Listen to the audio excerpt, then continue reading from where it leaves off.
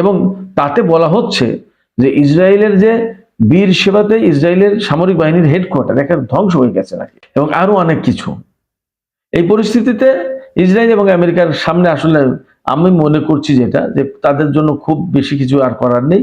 তাদের সামনে একমাত্র বিকল্প এখন পরমাণু অস্ত্র ব্যবহার করা। বাট মনে হয় না যে এই পরিস্থিতিতে তারা আর ব্যবহার করতে পারবে, কারণ বিশ্ব যুদ্ধ পরিস্থিতিটাকে দেখছে, পর্যবেক্ষণ করছে এবং হিসাব নিকাশ করছে। এবং কখনো কখনো শোনা যাচ্ছে যে সিচুয়েশন যদি বেশি খারাপ হয়ে যায় তাহলে চীন কিন্তু ডাইরেক্ট নেমে যাবে। সুপ্রিয় দর্শক, আজকের আলোচনা এখানেই শেষ করতে চাইছি। অল্প ছোট্ট দুইটা বিষয় নিয়েই মূলত বিশ্লেষণ দিলাম। আপনাদের কাছে আমার এই ব্যাখ্যা, আমার এই বিশ্লেষণ কেমন মনে হলো? ভালো লাগলো কি? যদি ভালো লাগে তাহলে লাইক, কমেন্ট, শেয়ার করবেন। একটু শেয়ারটা বেশি করেন না ভাই, আপনারা করলে অসুবিধা কি? করেন না, মানুষ জানুক। আর সাবস্ক্রাইব করে সাথেই থাকুন। সাবস্ক্রাইব করাটা খুব ইম্পর্টেন্ট আমার জন্য। আপনাদের সবাইকে অনেক অনেক ধন্যবাদ। আল্লাহ হাফেজ।